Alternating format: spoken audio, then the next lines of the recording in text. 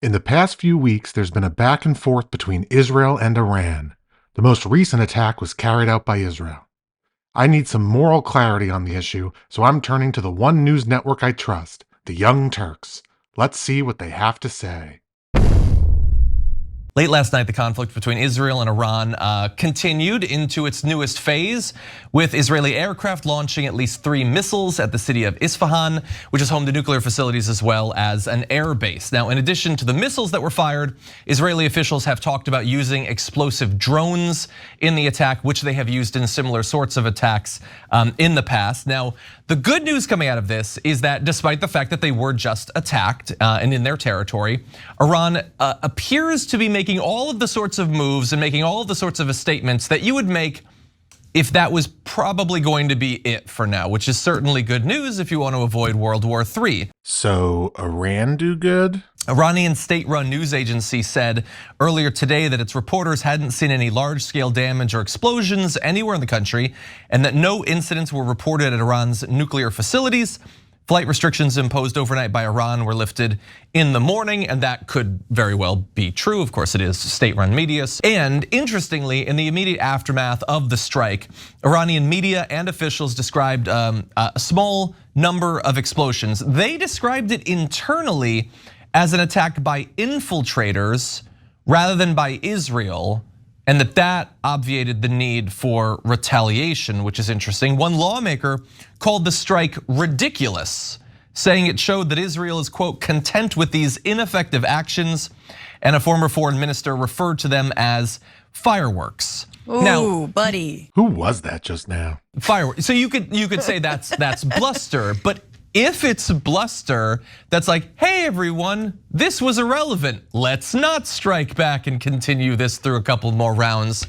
Then I think most people will consider that to be a win. Okay, so Iran do good because Iran showed restraint. Cenk, I wanted to go to you for reactions. So last night I was livid about the idea of Israeli strikes on Iran because they had promised, theoretically, they had promised Biden behind the scenes that they wouldn't do it. So Israel do bad? But now that we've seen how it's gone back and forth, I'm thrilled to report to you guys that I think the disaster has been averted and that Israel might have actually done the right thing here. So Israel do good? And so any strike is wrong to begin with. Oh, so Israel do bad. So I'm not giving them full credit. So Israel gets partial credit. I would have preferred no strike at all for sure, because any strike risks further retaliation and then and getting us into a cycle of violence, which leads to a disastrous war. So Israel gets partial credit, but almost led us to a disastrous war. Israel knows how to do a devastating strike. This is not a devastating strike. So Israel showed restraint. And so then Iran's reaction is also very important. And now them dismissing it as fireworks is terrific news. And saying that it's infiltrators is terrific news. Because you want them to be able to say to their domestic audience, it wasn't really Israel, don't sweat it. So Iran showed restraint. More indications that it was a light tap. Israel not taking credit for it, because if they take credit for it, then it embarrasses Iran and they're gonna have to be forced into retaliating. So Israel showed restraint? But America's saying, yes, it was Israel. So that's their way of saying, don't worry, Israel did it. They struck back, good enough, right? Without Israel claiming it. So Iran can say, well, maybe it wasn't Israel. That's the military diplomacy here. So everyone showed restraint. If you said to me they're gonna do a strike, how do you want to draw it up? I would have drawn it up exactly like this to avoid war. So everyone showed restraint and Israel do good. Francesca, what do you think? Yeah, I mean, I just like the idea that Iran could retaliate for this and then actually use firecrackers and then just be like those bang snaps, and then pretty soon everyone's just like, pew, pew, and then, yay, crisis averted. Who is this person? That's just my cartoon brain working there. I have a cartoon brain. What did she mean by that? But what I actually think, 2 things. I think this tells us something about the power of Joe Biden. Oh, so Joe Biden do good.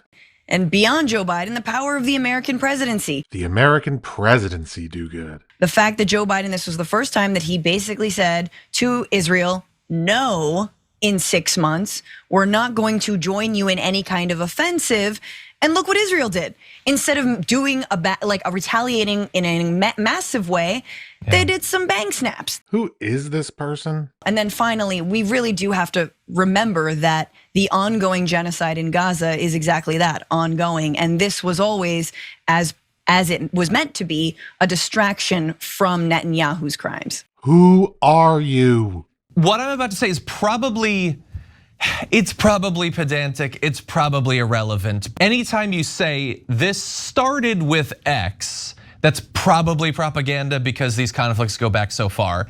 But I think it's safe to say that at least this round of the conflict began with the strike on the embassy in Syria. I got it. You can't talk about when a conflict starts, except for this conflict, which Israel started. So Israel do bad. And so the strike happened, and Iran felt compelled to respond. But they responded, similar to, in this case, in a way that seemed designed to not do much damage at all. Iran do good. But it couldn't be the end of it, because despite the fact that this round began with Israeli action that Iran responded to, they had to respond, once again putting the ball in the court of the Iranians. And thankfully, and perhaps predictably, the Iranians did not want to go into a full war that could have drawn in the United States. Right, so Israel do bad, and predictably, Iran do good. Why do we have to come out of this thinking that Iran was the bigger person in this? They're the one who's willing to be hit and not respond. Iran do so good. Like Israel could have done that. They could have been the responsible player. And look, they were responsible to some extent in that they seem to have designed this attack to once again allow the thing to fizzle out. And maybe it's pointless 6 months from now, I doubt we'll even remember, but they could have just ended it. Again, they started this most recent round. So Israel do bad, but Israel not do that bad.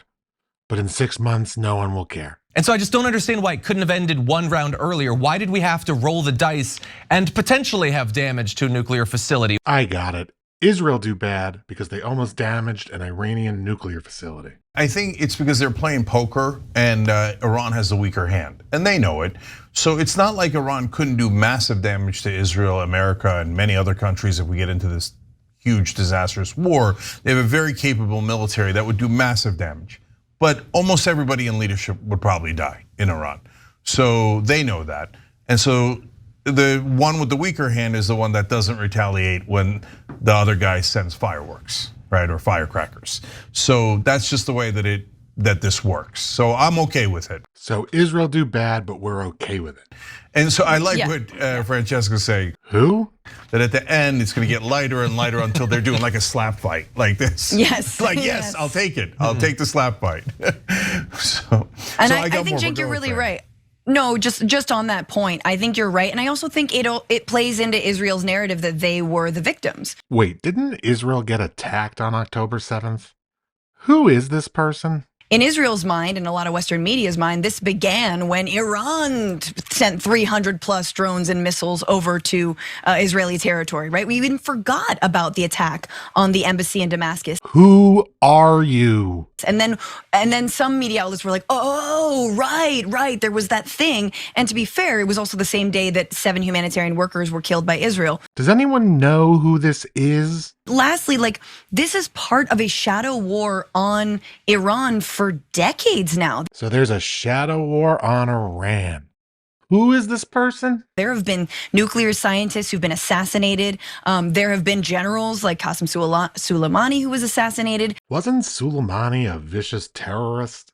There have been, data breaches and viruses released. I mean, on and on and on. For the love of God, who are you? But let's remember who's been doing the provoking of this World War III these many years, and that's Israel. But I thought Israel sort of do good. We should also bear in mind, to be totally fair, responses can be the explicit kind, the drones and the missiles and all that stuff. And then there are also other responses, funding of groups and illicit actions and acts of terrorism, things like that. So simply because ICBMs weren't fueled up or launched doesn't mean that Iran hasn't been doing other attacks or won't respond in some way, but at least not in a way that seems designed to catch the international eye and escalate the threat of all-out war. So Iran do good by showing restraint, but Iran do bad by funding terror. I agree with Francesca. Who do you agree with? Biden should get significant credit for this. If he really was behind this, and very likely was behind Israel's light reaction here,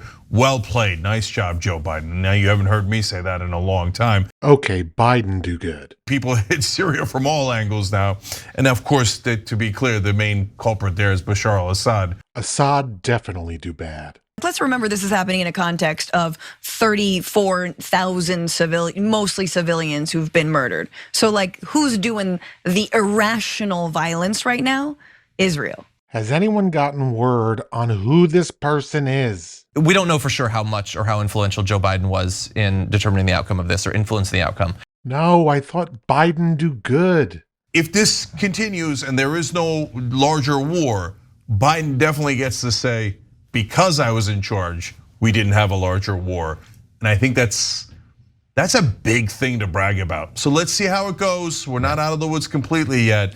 But if Biden did avoid this war as it looks like now, I would give him a lot of credit for that. Yeah. I think he does not deserve credit unless he actually puts pressure on Israel to stop genociding. Who are you?